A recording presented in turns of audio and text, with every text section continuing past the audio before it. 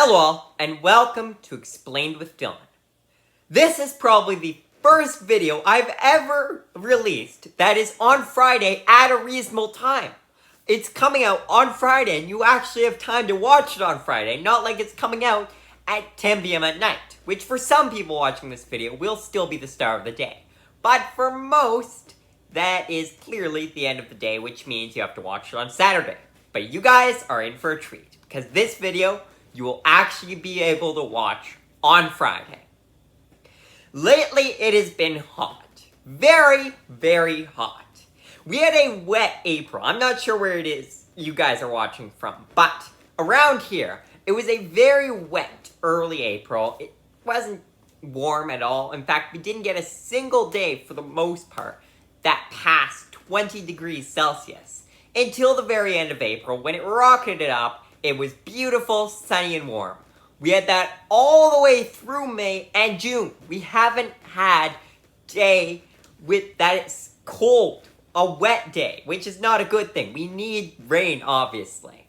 Now, I could talk about the weather for years, but I'm going to explain why it is so hot right now compared to usual.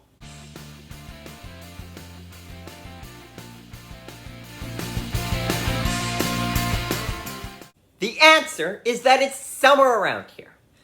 That is where the northern hemisphere, or southern hemisphere, but at this point in time, the northern hemisphere is the closest it will get in any given year to the sun. And obviously, the sun is very, very hot, so getting closer to it makes it warmer. Hence why it is warm around here. So thank you guys so much for watching, and I will see you guys again in a week. That never gets old. It's been 10 months since I did that the first time. And every single time, that never gets old. At least in my opinion. You're probably bored of it. Either way, there are more reasons than that, obviously. Because it is warm for summer times. Especially in the spring. May is not normally that warm. All of May, it was beautiful around here. It was in the mid-20s or even a couple days in the 30s. It was beautiful, sunny every single day. That is not normal for a day in May. And now a couple days ago, in the US, it was the hottest 4th of July on record. So clearly, it is hot. Now obviously there is climate change, which means that the Earth is slowly getting hotter. But not at this speed. There's something more behind this. That would be El Niño, which in Spanish translates to the boy. I don't know why it's called the boy, but El Niño is a natural weather phenomenon that happens every 2 to 7 years. It's part of the El Niño Southern Oscillation. Now in simple terms, this involves the portion of the Pacific Ocean between Australia and South America. It rotates between two sides. You got El Niño and La Niña. So, the boy and the girl. Again, don't know why it's called that. It has no significance to this actual event. But El Niño is when the water gets hotter than usual closer to South America. While La Niña is where it gets hotter than usual closer to Australia, while the other side of the spectrum on both cases gets colder.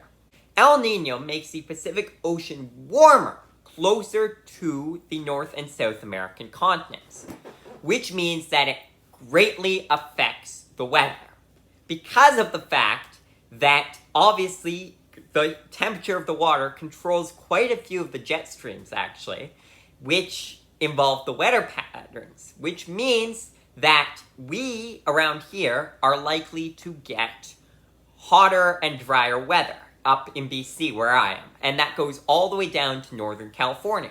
Below that though, all the way through North America, it's actually supposed to be colder and wetter specifically during El Niño because of the fact that all the rain comes up and it's just supposed to dump there and then there's nothing left up here.